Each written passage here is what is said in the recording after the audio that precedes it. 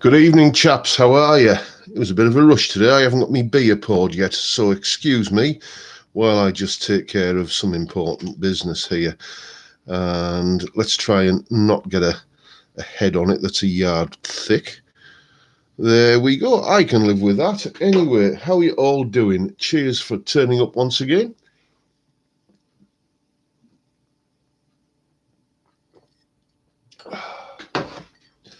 Oh, it never tastes as good as it does on a Friday, does it?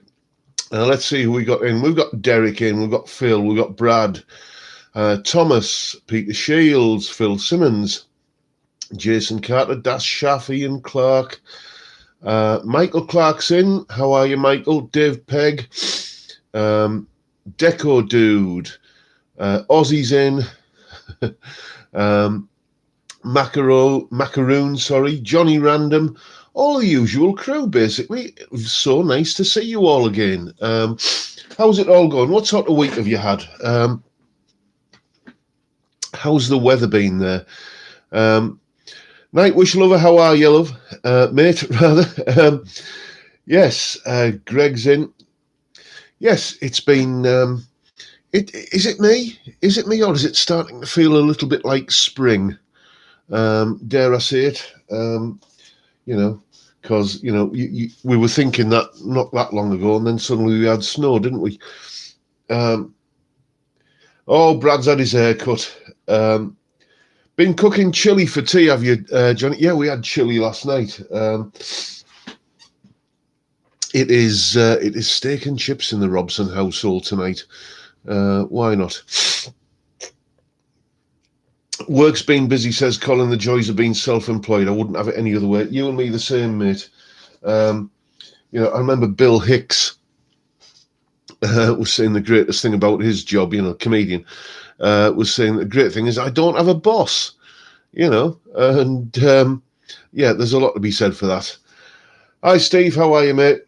Pablo, you had your jab today, have you? Well, I've had my first one a couple of weeks ago, and I hope you're feeling okay, because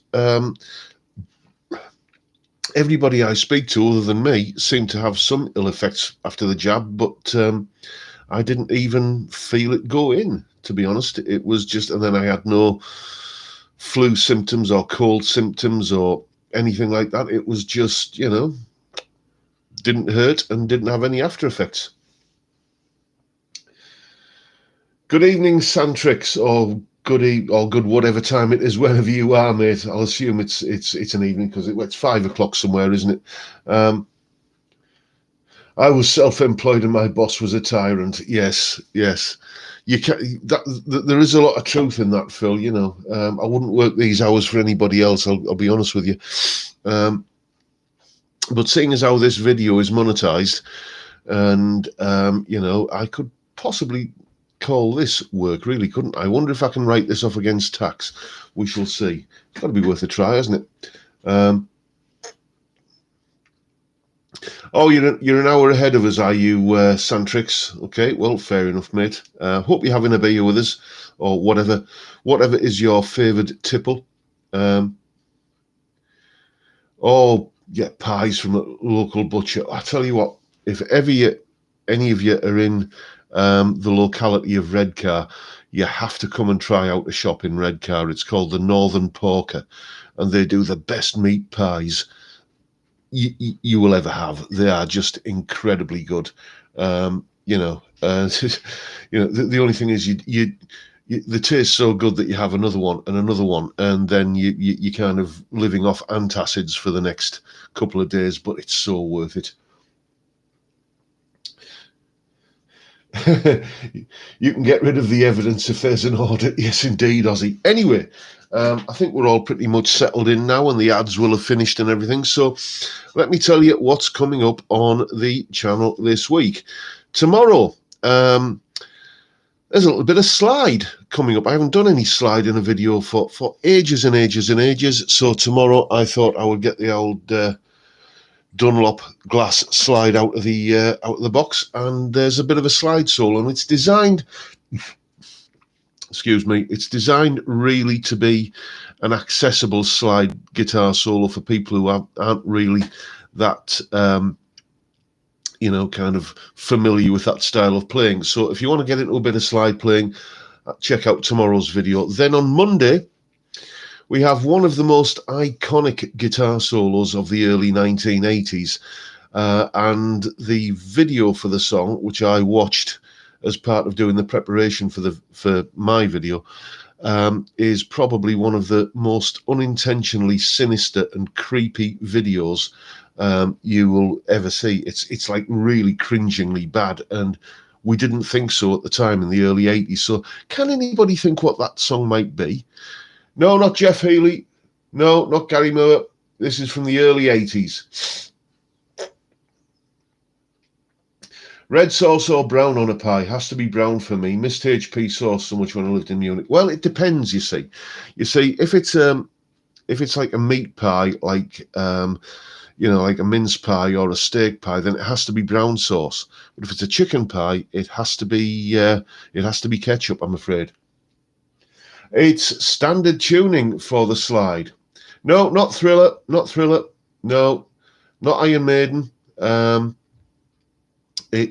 give you a bit of a clue. I've done a solo, not from one of this artist's records, but from the band that he was in previously to this. That's not much of a clue, is it? Da da da da by Trio. Oh, do you mean? I'll put you out your misery. It's Lionel Richie. Hello.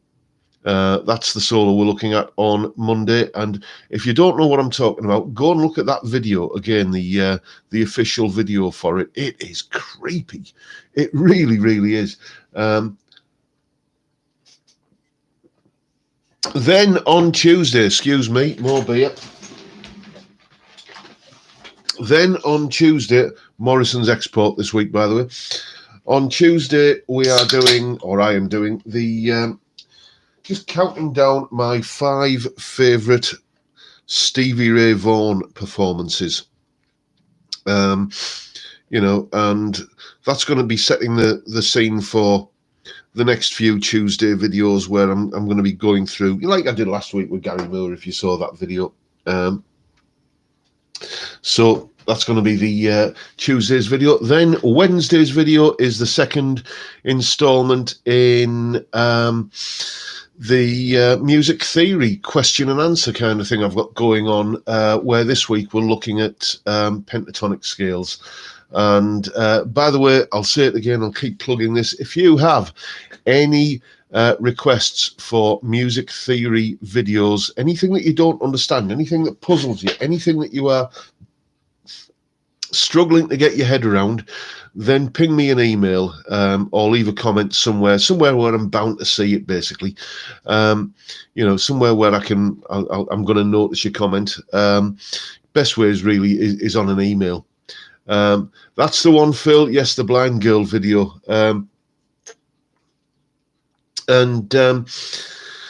Yes, just ping me a communique of some kind. Send me an email either, or leave a comment, and I'll do a video on whatever you are wanting to know about. Then on Thursday, if you look closely in the background there, can you see a rather delicious looking Telecaster with P90s just sat on the couch there?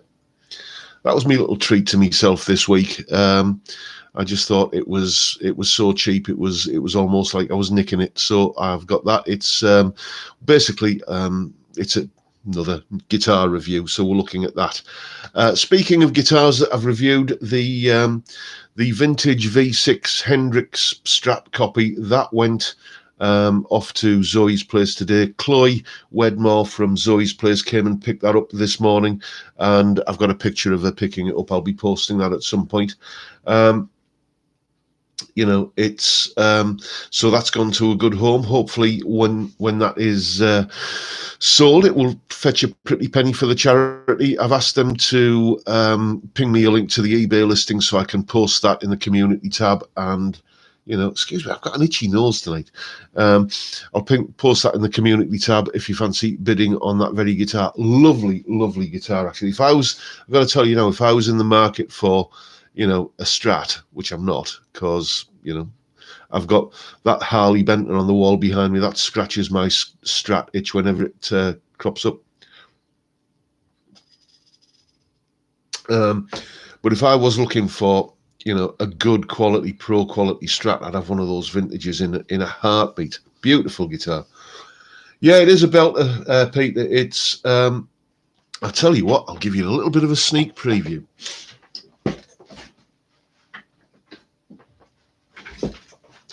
There she is. Isn't that nice? Oh, thank you, Tom. Thank you, mate. So, yeah, it's a Sub-Zero, which is in the same way as Harley Benton is Toman's in-house brand. Sub-Zero is Gear for Music's in-house brand, and it was 180 quid.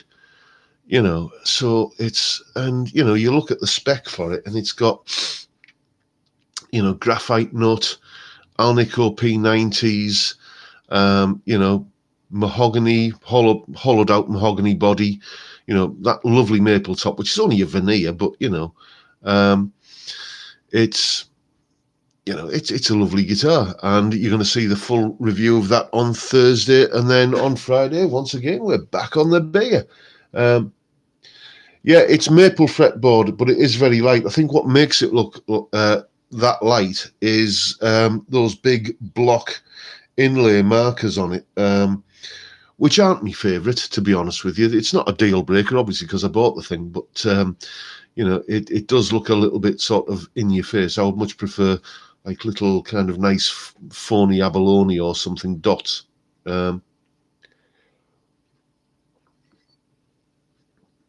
Hi, John, bit late. What's up with the camera quality?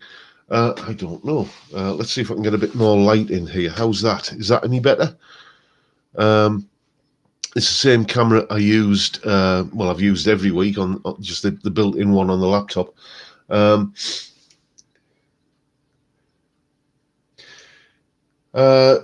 Rick Beato's video on string gauge is an interesting watch. Yes, it is, David. I've said this before. I'm not convinced that heavier string gauges lead to better tone, but what they do is change the feel of the guitar, and that makes you play in a different way, and that can lead to a better tone. Now I look like Phantom of the Opera. Yes. Again, it's this very, very inconvenient big orange glowing ball that's in the sky. We don't see a lot of it in this part of the world. Views on Rick Beato's book. I'm currently wading through it, and I will. There is a review coming of it, but I am sort of just plodding through it, and I'll let you know when I finished it. But so far, well, it's Rick. He knows his stuff, doesn't he? You have to be said.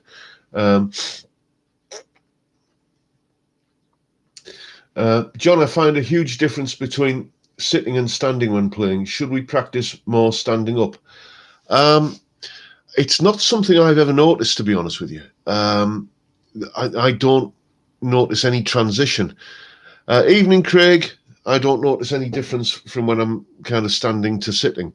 I think it's because I have the strap adjusted so that the guitar is the same height on my body when I'm standing up as when I'm sitting down. Cool though it might look, when you've got the guitar kind of slung down here, I've always found it impossible to play with a guitar like that. How Slash does it and how Jimmy Page does it with a guitar down there is beyond me. I'm very much the the kind of having it up here, kind of sort of play. And for a brief period of time in the 1980s, that was actually a cool look. So I kind of, I didn't feel pressure, the peer pressure to kind of drop the guitar strap down.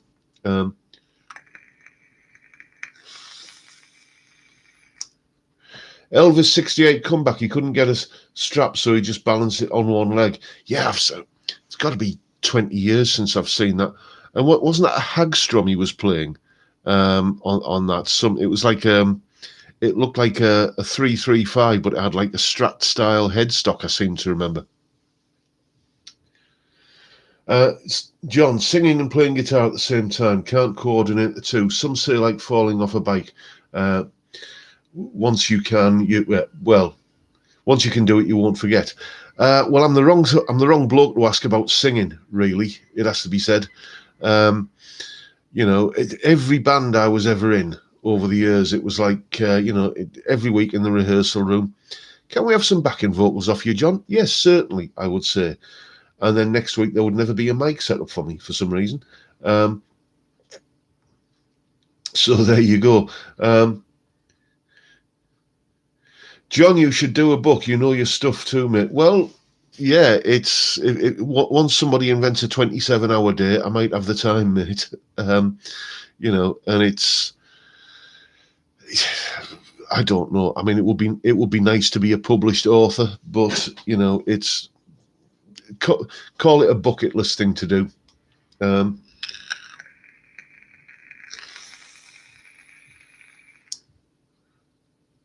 Playing bass and singing is a lot harder. Yeah, well, I always look at someone like Mark King or perversely Lemmy as well. And, Mark King, he's doing all that slappity poppity sort of stuff, isn't he? And, and singing at the same time. And you just think, how are you doing that? And I remember an interview in Guitarist magazine with him where he just said, well, it's easy. It's okay. Right. I can't get to a shop and I'm looking for something easy to play with small hands, lol. Okay. Okay. Well, to be honest with you, just again a little bit of a preview from Thursday's video. That where are we? That Telecaster thing there that I showed you earlier was that's got quite a slim, almost early 60s Gibson style neck, which is great for small hands. Jimmy Page has a very short spine, so guitar level normal for him. Don't know about Slash, probably the same. Well, fair enough. I suppose it's it's just how everybody feels comfortable, Oh, thank you, Craig. I'm glad you enjoyed that. That is the point of doing these top 5 videos, I'll be honest with you. It's because similar videos have had that effect on me. I mentioned the channel Sea of Tranquility a couple of times, Pete Pardo, and another one I've recently got into, Word in Your Ear, where they're talking about, great albums and great recordings, and you think, yeah, I haven't listened to that for years. So you go back and it jogs your memory, doesn't it? John, does fret radius make a difference? It does to me, in as much as I don't like the old school Fender 7.25-inch radius fretboard. I've never got on with that. I just feel it just doesn't feel comfortable, and it does tend to imply that you need a higher action when you're bending, because you're sort of pushing the string uphill and it will choke out a little bit if you're not careful. But then again, other people love that vintage radius. Whether it has an effect on tone, I am not sure. So it's just that's one of the things I file under personal preference, and I like most. Generally speaking, I'd say my taste in guitars errs towards the vintage side of things. I like vintage output pickups, the kind of lower output humbuckers. I just find that there's more room for expression and dynamics with a lower output pickup. I like if I've got a trem on a guitar, I like the vintage style trem. But the one vintage thing I can't get my head around, vintage things I can't get my head around, is 21 fret necks and 7.25-inch radius boards. Both of those are pretty much deal breakers for me. Another great channel is Late Night Lessons with Dave Brewster. Saw a good vid he did on Tommy Bolin. I shall have to check that out. Okay, Goran, you got a 76 Strat with 7.25 inch radius, and it's nice. Well, fair enough, mate. Each to their own. I'm not saying that a vintage cambered neck is a bad thing. I'm just saying it's not to my taste. Evening, Jero. How are you, mate? Ibanez fret radius very flat with a fast neck. Yes, the only thing, again, when it comes to necks, I have a pretty broad taste when it comes to necks. Some people say, oh, I don't like this C-shaped neck or this D-shaped neck, or it has to be this or it has to be that. I'm pretty kind of open to any shaped neck as long as it hasn't got that radius and as long as it isn't too far the other way, either where it's, like the Ibanez wizard neck, which is just like holding a lollipop stick, really. Pop Goes the 60s is an interesting channel. Why does that sound familiar to me? Why does Pop Goes the 60s? As soon as I read that, I thought, okay, yes, that rings a bell, but I can't think why. Vintage is a terrible name for a guitar brand, don't you think? I don't think it's the best name, but I can see why they did it, because, if you go on to Mr. Google's website and type in vintage guitars, then, there's a fair amount of traffic is going to end up on their site, isn't it? So I can see why they did it, but yes, it's. I also think it's not the best designed logo in the world. If that sort of thing bothers you, it doesn't really matter to me. But it was such a coup for them getting Trev Wilkinson on board, though, wasn't it? When was it, in the back end of the 90s when he started doing stuff for them? Because before that, Wilkinson hardware was stuff that you saw on, like seriously high-end gear, like Patrick Eggle guitars and so on. Lovely guitars, those, by the way.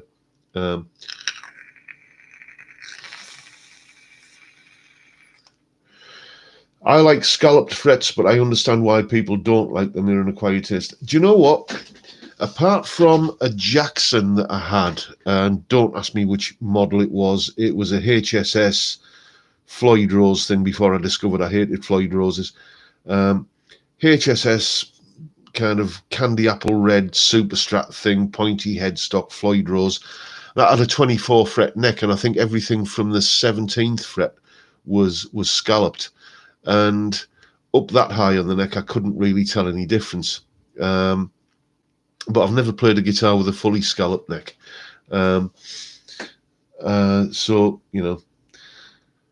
had my beer last night so late getting started this morning here in Phoenix. Okay, Rexo. Well, yes. Well, cheers to you, mate. Anyway, speaking of beer,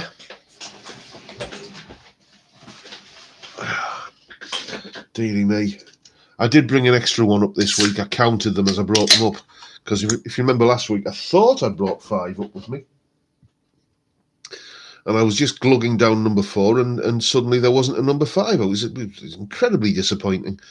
But yes, I've made sure I'm well provisioned this week.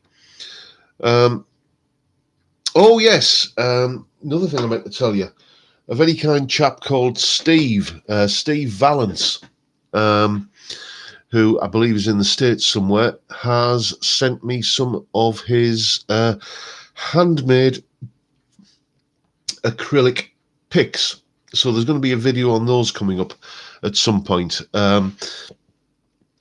We all take the guitar pick for granted, really, don't we? But that's my favourite at the moment, the Dunlop Jazz 3. But when you haven't got one, dearie me, it's incredibly inconvenient, isn't it? Once there's a little, don't even know if it's still there, but there was a little working men's club in Middlesbrough called the Samuelson's Institute or something like that. I can't remember the name of it because everybody just used to call it Sammy's Club. And there is an absolutely phenomenal guitar player. I mean, like properly good, guitar player in this area called Graham Russell. Many of the Teesside lads will know of that guy. And he was playing at the Samuelson Club, at Sammy's Club one night, and he turned up about 10 minutes before he was due to go on. You know, all of his gear, like amp, PA, 2 or 3 guitars and everything, all kind of shoehorned into one of the old minis, you know, kind of, you know, I think he must have been kind of sat on stuff as he was driving it in. Turned up in this little Mini Cooper, got all his gear out, got it all set up, and he was just playing the backing tracks, you know. And the one thing he'd forgotten, he'd got like, you know, a Marshall half stack and a PA system and a Strat and a Les Paul and a Super Strat and a Telecaster and all this sort of stuff crammed into this Mini.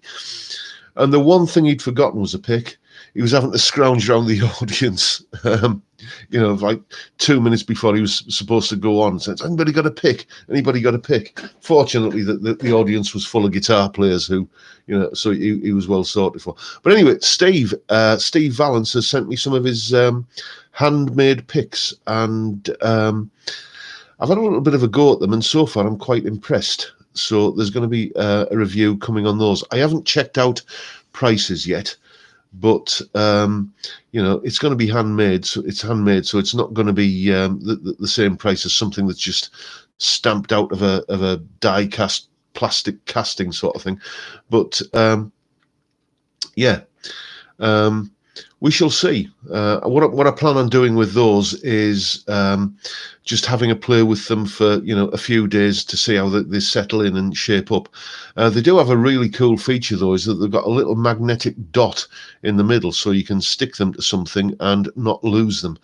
You know, the biggest asset, I think, if somebody could invent such a thing, is I wish someone would invent a plectrum that didn't turn the same color as the carpet when you drop it.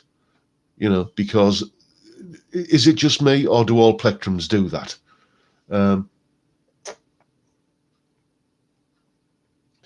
We drove 3.5 hours to the studio with 3 cars and a van full of gear, forgot the bass. Yeah, the band I was in back in about 93, 94. We drove like the van full of gear. We drove all the way up to like the Scottish borders for this gig. And it was, you know, like kind of a really kind of nasty, sleety, hailstony, windswept, bitterly cold night. And we were thinking, do we really want to do this gig? In the end, it turned out to be a pretty good gig, and we're glad we went. But we got there and unloaded all the gear, and the drummer had forgotten his cymbals. So, you know, just like all of his cymbal cases were still, you know, kind of in his flat. So what we had to do was we had to do like the first half as a sort of a, luckily we had a few acoustics as part of the gig. So we did like an acoustic set for the first half, and then did an extended second half, you know, which gave him time to sort of drive home, drive back and collect his cymbals. But yeah, there's many stories like that, I suspect, from anybody who's you know, done plenty of gigs. I use Herdin picks as used by The Edge. The grip part gives that unique chime effect. German brand, of course. I've never heard of them. Never ever heard of them. What do you think of the idea of loosening your neck screws, then tighten them to get better sustain? I can't see it working. I have heard that. I saw a YouTube video on that a while ago, and I did try it on a guitar, and I got to tell you, I noticed absolutely no difference. I don't know. It's just, I think it's one of those things that you file it under old wives' tales. John is well known for having his posh carpets and having steak and chips on a frat. We have a border collie. We don't have posh carpets. You know, we just have the cheapest student accommodation. You know, cheapest carpet in Frank's Factory Flooring, if you know that emporium. We just have the cheapest carpets possible, because if it's not full of dog hair, it's full of other dog detritus. His latest thing is that he he likes this. We've got this kind of like a rubber snake, basically, with a hollow kind of belly, and you stick treats in that. So you're always picking bits of dog treats out of the carpet and stuff. We don't have posh carpets in this house.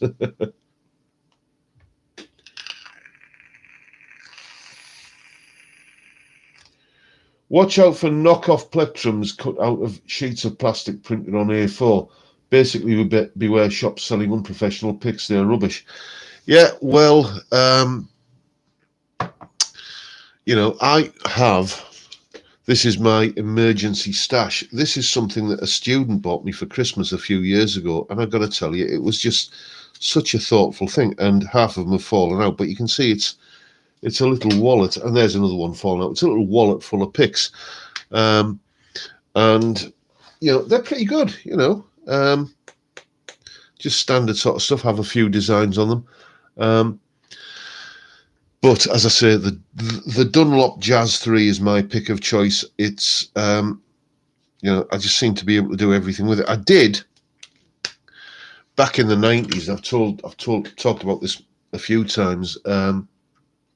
Once I had this brass pick. It was absolutely gorgeous, and you're going to call me a little bit kind of mad at the moment, but it did make a difference to the tone. It had a beautiful tone to it.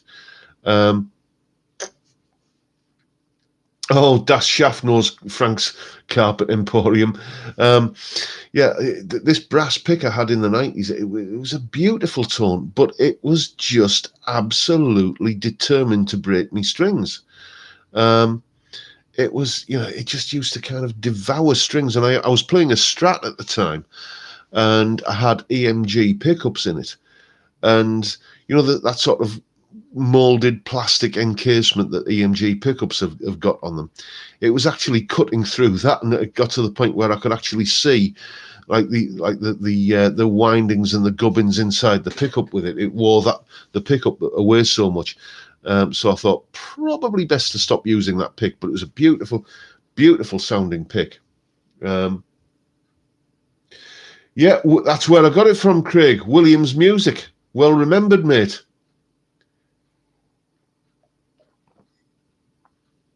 Oh, you have two collies, do you, Vincent?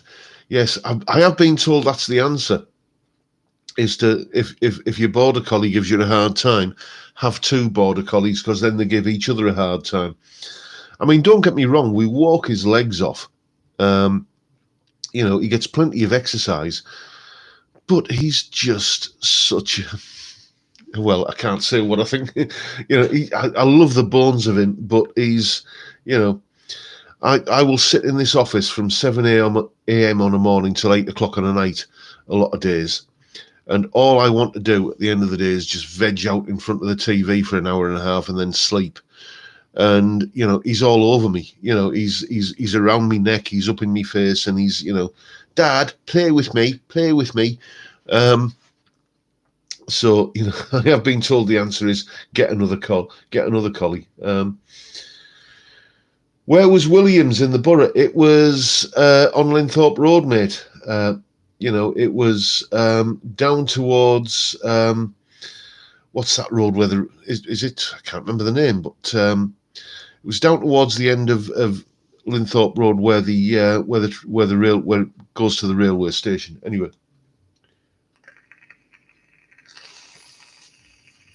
anyone else ever play the Robin One at Brierley Hill? For years, I thought they had a lie no floor until I saw it in daylight. It was really very, very, very dirty carpet. Phil, that name rings a bell with me. I got to tell you, I have played, a lot of venues in my time. The Robin One, that does ring a bell. So maybe I have played there. I don't know, but it's. Some of the venues you play though, where your feet are sticking to the floor as you're walking across it. You think, oh, lovely.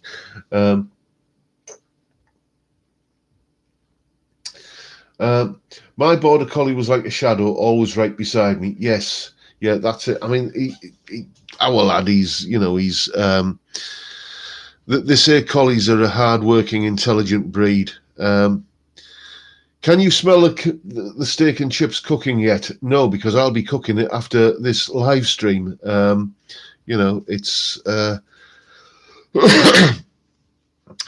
There's a question for you. How do you like your steak?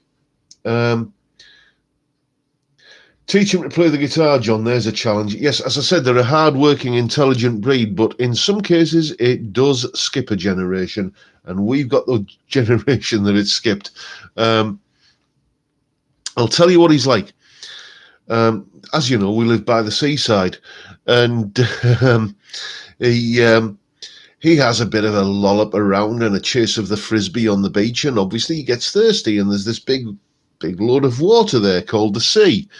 So he'll go and kind of have a drink of it and then realise that doesn't taste very nice. So then he goes 100 yards further on and see if that bit tastes any better. As I say, not that clever. Medium rare with just a little blood when you press on it. Yeah, I have to say that when it comes to steak, as far as I'm concerned, rip its horns off and wipe its arse. That's how I like it. Just sear it on the outside and, oh dear me, big lump of horseradish, plate of chips, ooh, bit of Caesar salad. Dear me, I'm getting hungry just thinking about it.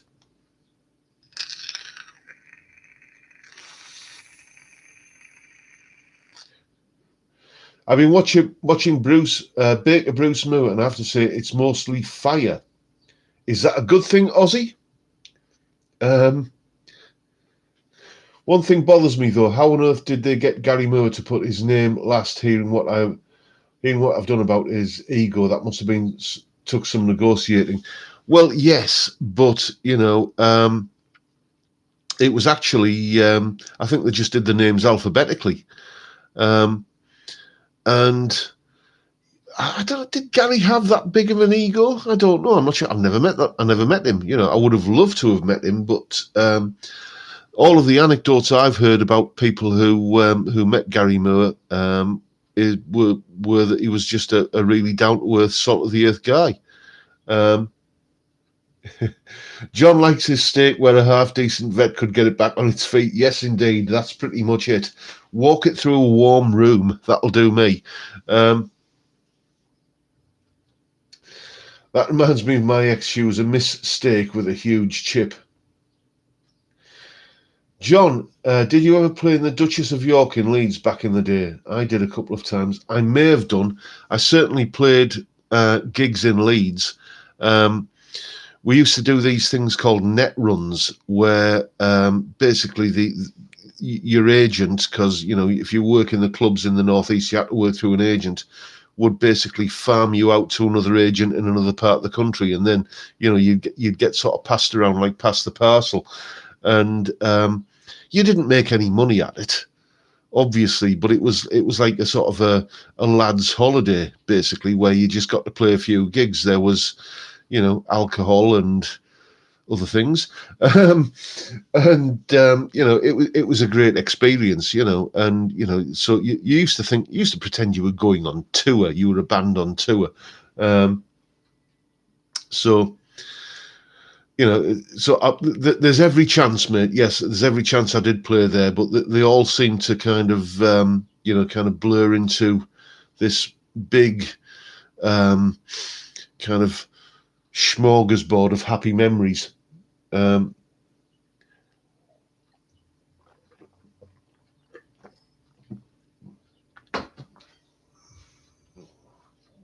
They need John playing God Save the Queen at Prince Philip's funeral tomorrow. Yes, dearie me, His Royal Highness Prince Philip. I mean, is anybody else like me that, since he died, we've been finding out more and more about his life? Because I just thought he was, the Queen's husband, and I knew he was of Greek origin, but I didn't really know much about him.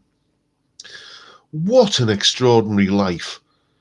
What an extraordinary life that man led. I just, and, well, anyway, where are we? Don't go there, John. Yes, I'm not going to, mate.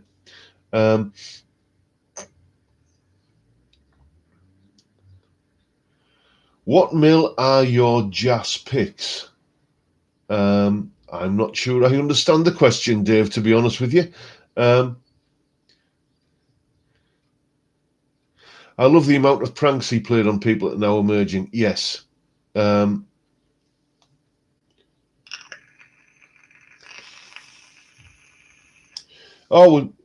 Steve saying, I met Gary in Croydon. He was a really nice guy. Didn't mind having a chat and gave my two boys 10 and 8 a Gary Moore plectrum each. Well, there you go. Excuse me, I need more beer. I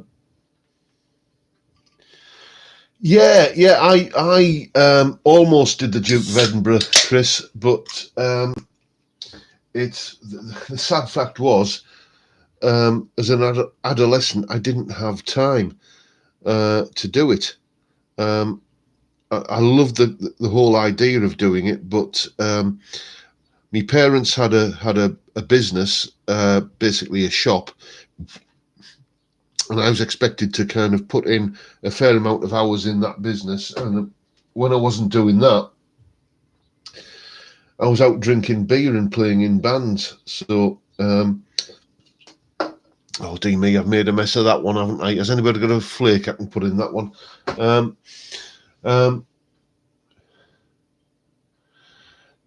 Did not know nothing about Philip, but was a Swede. Well, yes. Well, why would you, mate? In all fairness, you know. Go on, John. Loud burp with plenty of reverb. Thank you. Yes. Okay. Yes. I used to be a barman, and I would have got the sack for that one, wouldn't I? It's pouring it out of a can while I'm trying to talk to you, reprobates.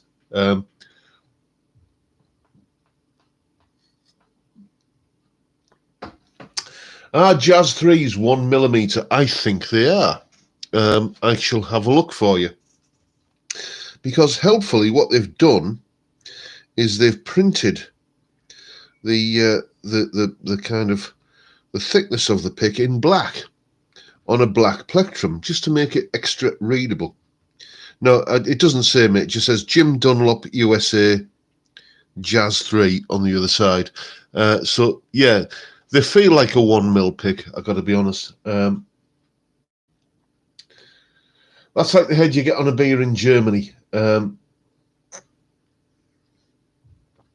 royal family get a huge amount of coverage here in Germany. They are well liked here. Well, yes, that is kind of the homeland, isn't it? Really, you know, in about, what was it, 1914, they stopped being the Saxe-Coburg family of Hanover and became the Windsor family of Buckinghamshire.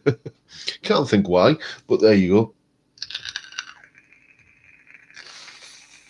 How old were you when you started to play the guitar, and did you become obsessed with it straight away? I was 11, and I would like to say yes, I did, but it took a while to sort of bed in. When I was 11, I was obsessed, well, I still am really, with 50s rock and roll. That is, you know, which later led on to blues.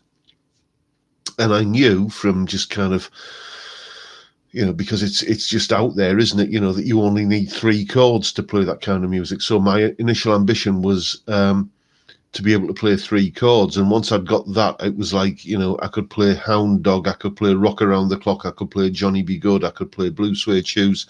You know, I was kind of happy with that for a while. And then I discovered via, you know, kind of the sort of new wave of British heavy metal sort of stuff that came out, you know, UFO and Judas Priest and stuff like that.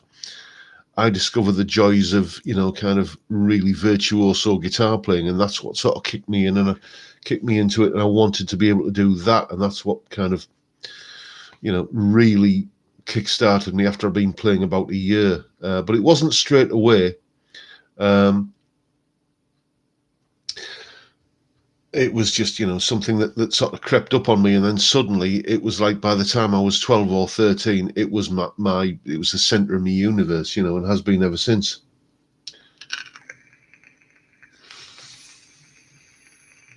John, have you heard much by Andy Timmins? What a tone that man has. One of the most melodic players I've ever heard. Yes. One of my favorite albums, actually, I've never talked about this, is an album of his called Resolution, where it's just, he does it like a power trio type album, where there's no overdubs. It's just him, a bass player and a drummer. It's a fantastic album. Really, really good.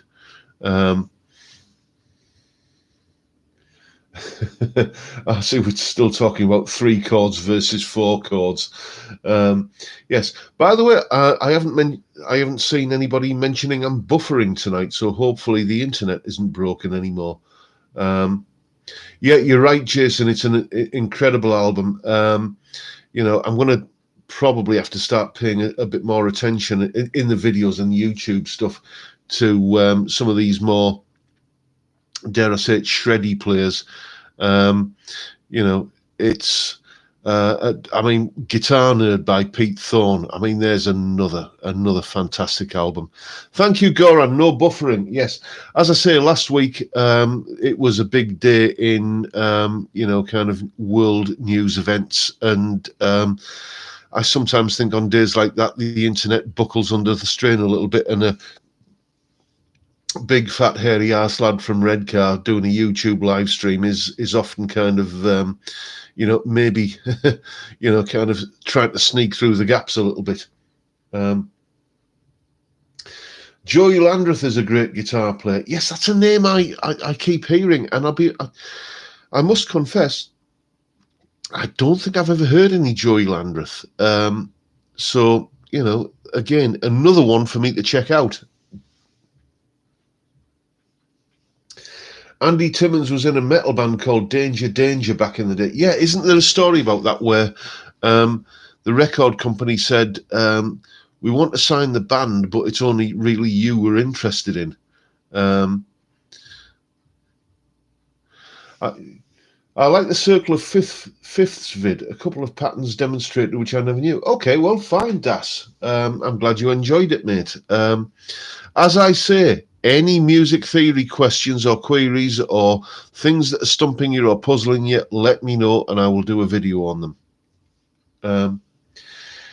Did you check out Paul Rose? No, I didn't. Not yet, because I have had quite a busy week. But he is, I've got, well, I would say a notebook, but it's a little kind of memo pad on my phone, and his name is in there to check out with.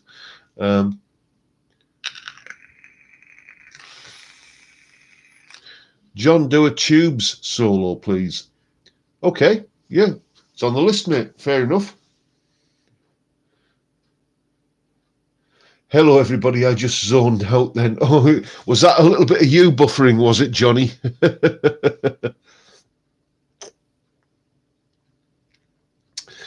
Anyway, more beer.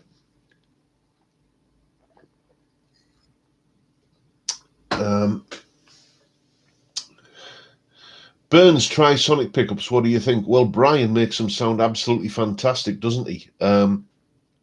So it is that Harley Benton Strat you can see on the wall behind me. I have got a bit of a plan for that guitar in kind of the fullness of time.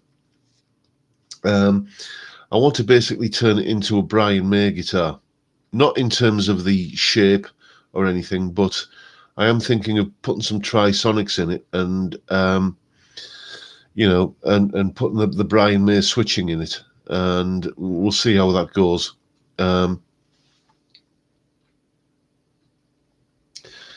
Still don't get the relative minor thing along with the double sharp thing. Okay, right. Fair enough. Here we go.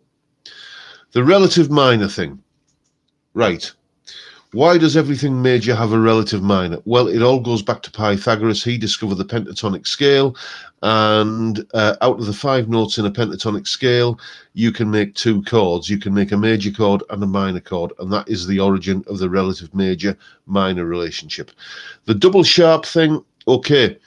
When you're using written music notation, you put you don't want to be putting an F and an F sharp in the same thing, because in the same piece of music, because it gets confusing. Because if you have a sharp thing on the sharp sign on the F line at the beginning of the music, you know, in the key signature, then you just automatically assume that from there on in that you're going to be sharping all of the Fs, so you just write them as Fs and then you just play them as sharps. So F and F sharp together are a little bit confusing. So what you do is you write an F on the E line and then sharp it. Okay, that's a little bit of a speedy run through of it, but you know, rewind the video and watch it again, and that might make sense. If anybody's interested in a video on music notation, that is perfectly within the you know, the bounds of what I'm talking about for these music theory lessons. So I just get the feeling if I did a lesson on, you know, reading music notation, it would get about 5 views. So, you know, but you know, convince me otherwise and I'll do the video. Any ideas on negative harmony, as Jacob Collier talks about? Well, I sort of did a video on negative harmony a while ago, where I did a video on chromatic inversion, where you invert the melody line. So you pick your first note, and then if it goes up 3 frets or 3 semitones to the next note in the melody, what you do is you go down 3 frets to the next note in the melody. So you invert the direction of the note changes. And negative harmony is just basically doing that with chords. If you want a video on negative harmony, then check out just search for negative harmony music theory for guitar. I can't remember what it's called. Tommaso from Music Theory for Guitar does a brilliant video on it. And you know, so there you go. Just check that out, and I will get around to doing a video on it eventually. Where are we? You could write a Udemy course on music theory, John. Well, there is a Udemy course on music theory that I started before the whole pandemic thing hit last year. This is when I was doing 2 videos a week,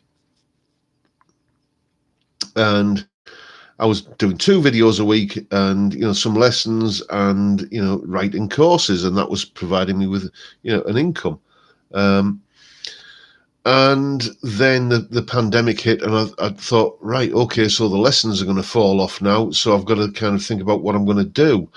So I think, well, the YouTube videos are earning me money, so I'll kind of ramp that up. So I did. So I've gone from 2 videos a week to 5 videos plus a live stream per week, and it hasn't really left me a lot of time for writing courses, because the lessons sort of took off as well, perversely. So there is a Udemy music theory course which is about 1/3 of the way done, and I just haven't got the time to go back to it and you know, kind of get it finished. But it is there on ice. Oh, we're talking about 10cc now. Fantastic band, the British Steely Dan, basically.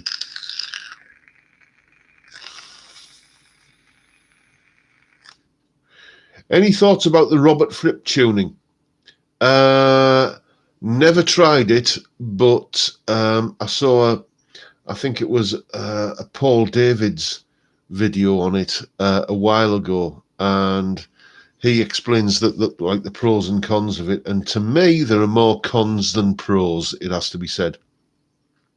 Um, it's for if you are doing nothing but playing single line, single note solos, then it does have its advantages. But when it comes to kind of playing chords and stuff, it's just for me it will be like relearning the whole guitar all over again. Too much like hard work is what I'm saying. And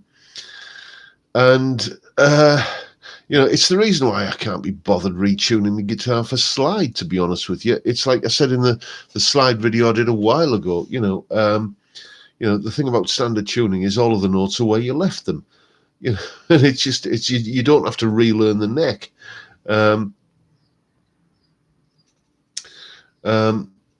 I've seen 10cc a couple of times in the current incarnation. Fantastic shows. Yep. There's a really interesting documentary about them, actually. I can't remember what it's called, but just search on YouTube or Google or whatever, 10cc documentary, and it takes you through the whole history of 10cc, the band, and Strawberry Studios as well, which was kind of their essentially they set up the studio, and then the band came later, basically. Where are we? I'm glad I put some gloves on before I chop my bird's eye chilies. I need a slash. Okay, fair enough. That is a mistake I think we've all made as blokes, isn't it? Excuse me. One last beer with you, and then I'm going to go and start thinking about steak and chips. Yeah, Mike Rutherford. Yes, another very, very underrated guitarist, because for somebody who was just the bass player in Genesis, I don't want to sound like kind of derogatory or anything, but he was the bass player till Steve Hackett left, wasn't he? And just the way he just slotted effortlessly into the guitar role as well. And I got to tell you, I have mixed feelings about Genesis. The stuff that I really, really like. Sort of round about the Duke Abacab kind of era, when it was just the three of them, wasn't it? Then I think, yeah, it was, wasn't it? Yeah, and I really like that. And then they seem to go from sort of like Lamb Lies Down on Broadway, which is a hard listen, isn't it, really? If we're honest, which was, it was not accessible. And then you go all the way through their career and you come to about that sort of Duke Abacab, and then what was that album called? It was just called Genesis, wasn't it? With Home by the Sea and Mama and all that sort of stuff. And that's the period of Genesis I really like. After that, they became just a bit too much like a pop group, really.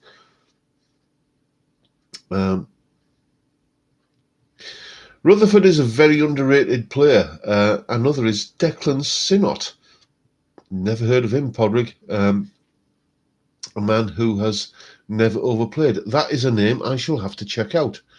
Good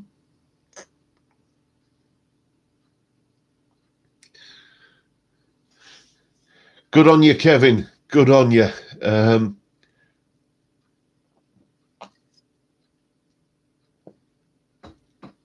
Whenever I hear Genesis, even though it's Phil Collins, the Gorilla Chocolate advert springs to mind. Yes, I know the advert you mean, mate.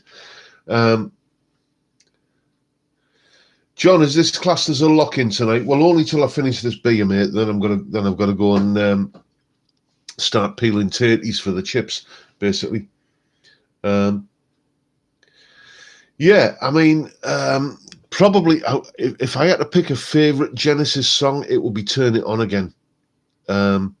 Warren Hewitt did a fantastic video about that.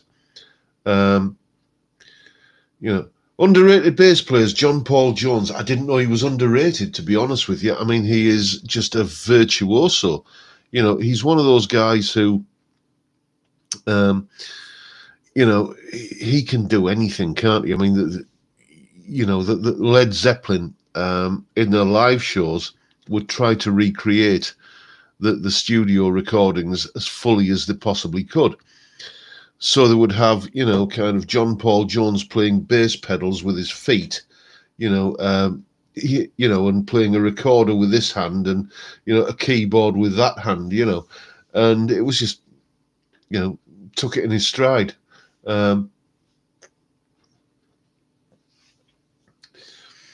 Follow You, Follow Me is my favourite Genesis song. I was about 6 when it came out, and I still love it. Yeah, that was when was that? It'd been late 70s, wasn't it? I remember that being a big hit round about then.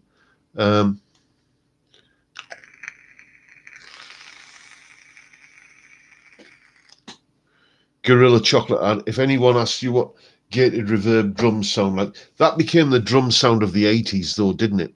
You know, when you heard that on In the Air Tonight, it was just like this, wow, this big drum sound, and then it was like every record then suddenly had it, and then it became something that people sampled, and it just became, you know, familiarity breeds contempt, maybe. But yes, I sort of lost interest in Genesis around about the time of Invisible Touch. For me, that was like, okay, guys, you're just a pop group now. You know, that's just, you know, this is just a top 40 single, and nothing wrong with that, but it just wasn't what I wanted from that kind of band. It was that period when there was still a little bit proggy, but, you know, not too inaccessible.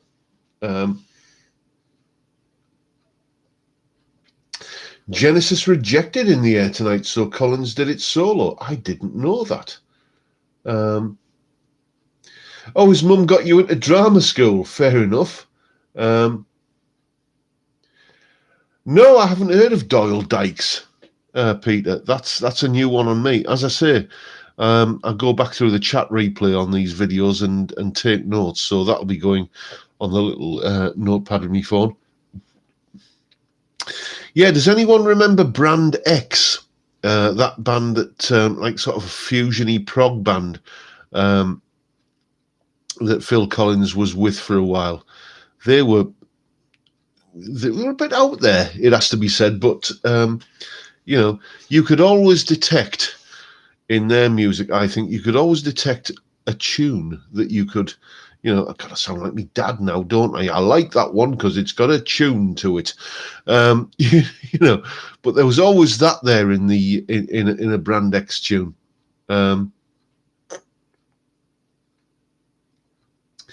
Best drum sound was One Armed Drummer from Def Leppard. Yeah, I'm not a Def Leppard fan, mate, I have to say. But I think most of the drum sounds on the, you know, on the albums, you know, kind of when he lost his arm, you know, that was mainly just samples, wasn't it?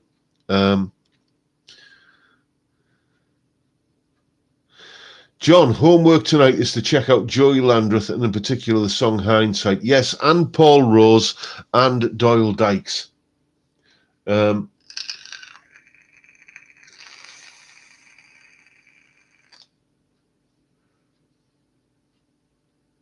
kind of a rockabilly player, is he? Okay, fair enough. Yeah, Follow You, Follow Me was on there. And then there were 3 albums, I think, in 19. So that sounds about right, because I remember that being a big single when I was in my last year of primary school. Dear me, Green Lane Primary School in Middlesbrough. There's some memories there. Check out Tom Maguire and the Brass Holes and Billy Strings. Enough. I'm getting a lot of recommendations here.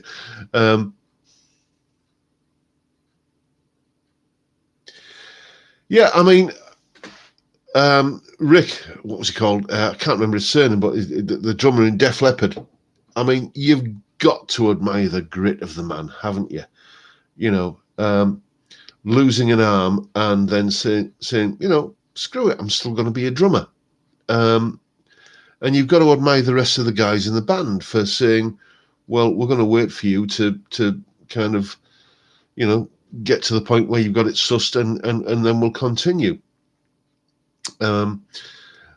There's a lot to admire there. It's just I'm not a big fan of Def Leppard's music, I've got to tell you. It's just not my cup of tea. If you're going to listen to some Jeff Beck, Phil, then you've got to go back and listen to Blow by Blow. That's an album. I do these videos every now and again where why I love this album. Well, I haven't done one on Blow by Blow, but I really should do.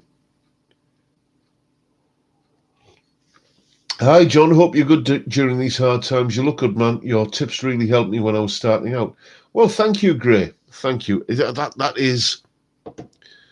I'll be honest with you. I mean, I started off doing guitar lessons as a way of, kind of keeping the wolf from the door when the gigs weren't coming very thick and fast. I considered myself a musician who was doing lessons to kind of, earn a living when times were tough. But I got to tell you, I get such a buzz out of it, out of doing the lessons now, that this is what I see myself as, as a teacher rather than a musician. Jeff Beck is in a league of his own. Blow by Blow it is then. Anyway, chaps, we've been on over an hour and I'm getting hungry, so I tell you what, cheers.